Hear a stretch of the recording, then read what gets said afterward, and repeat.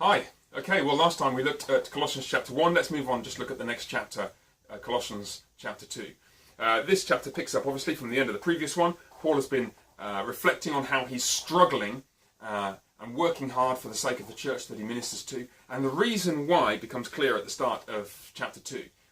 Because he doesn't want the church to be led astray. Remember, Paul is some distance away from the Colossians. He's never met them, and the church planter Epaphras, who started the church, is not with them either. So he's worried, not worried, but perhaps concerned, aware of the danger in chapter 2, verse 4, that people might delude you with plausible arguments to draw you away from Jesus Christ.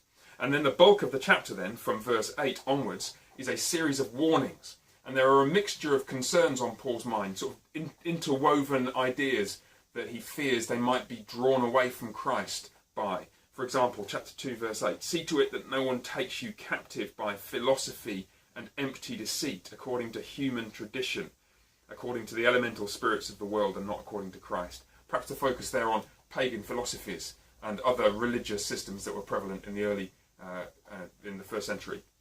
But then, chapter 2, verse 16, another concern. Let no one pass judgment on you in questions of food and drink, or with respect to a festival, or a new moon, or a Sabbath. That's more focused on the danger of people who are clinging to Old Testament patterns of worship, which were good and wonderful in their time, but have now passed away with the coming of Christ. And these things are intermingled, as they always are intermingled.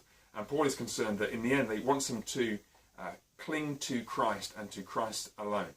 It's really striking, actually, the reason that Paul gives right at the end of the chapter for this, the reason why this untransformed Old Covenant faith, or why this pagan religious philosophies, why he's worried about them, is because they won't help you.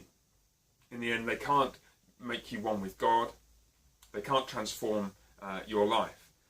If you want your life to be transformed, what you need is Jesus Christ. These things, he says, there is no value in stopping the indulgence of the flesh. We need to just hear this again and again and again. There is no power in lies.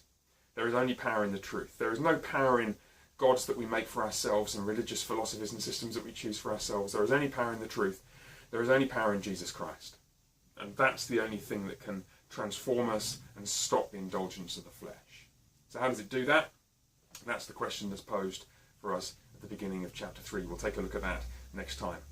In the meantime, remember, if you're a Christian, you need a church. And so get online, find yourself a church. If you live in North London, come and find us here, northlondonchurch.org. Check us out at the manual. God bless. See you next time.